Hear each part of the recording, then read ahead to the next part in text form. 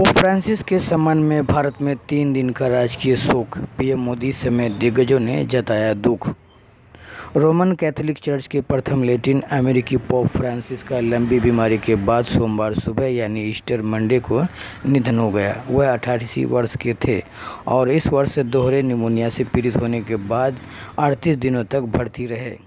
बताते चलें कि पोप फ्रांसिस के निधन पर दुनिया भर के दिग्गजों ने दुख व्यक्त किया है और पीएम नरेंद्र मोदी ने भी दुख जताया है। पीएम मोदी ने इस दौरान कहा कि पोप भारतीयों को लेकर खास स्नेह रखते थे। इस बीच पोप के निधन पर भारत में 3 दिनों के राजकीय शोक की घोषणा की गई है। बताते चलें कि समाचार एजेंसी एएनआई के अनुसार गृह मंत्रालय ने पोप फ्रांसिस के निधन पर सम्मान के तौर पर 3 दिवसीय राजकीय शोक की घोषणा की है।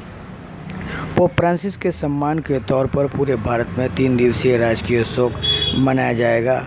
मंगलवार 22 अप्रैल 2025 और बुधवार 23 अप्रैल 2025 के 2 दिवसीय राजकीय शोक रहेगा। इसके अलावा अंतिम संस्कार के दिन 1 दिवसीय राजकीय शोक रहेगा। राजकीय शोक की अवधि के दौरान पूरे भारत में उन सभी इमारतों पर राष्ट्रीय ध्वज आधा झुका रहेगा जहां नियमित रूप से राष्ट्रीय ध्वज फहराया जाता है और कोई आधिकारिक मनोरंजन नहीं होगा।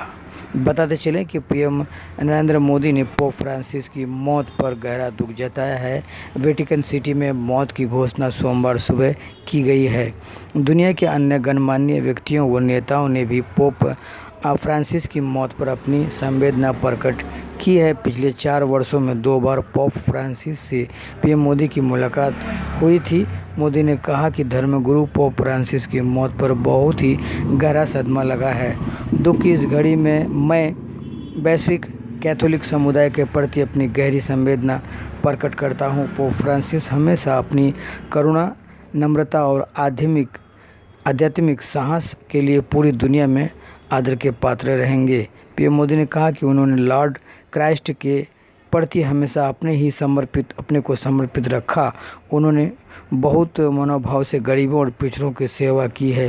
पीड़ा से गुजर रहे लोगों के लिए वह उम्मीद की किरण रहे हैं। मैं बहुत ही प्रेम से उनके साथ अपनी मुलाकात को याद करता हूं। उनकी समावेशी और समग्र विकास को लेकर प्रतिबद्धता ने मुझे बहुत ही प्रेरित किया है। भारतीयों के प्रति उनका स्नेह हमेशा याद रखा जाएगा। उनकी आत्मा को ईश्वर के यहाँ शांति मिले।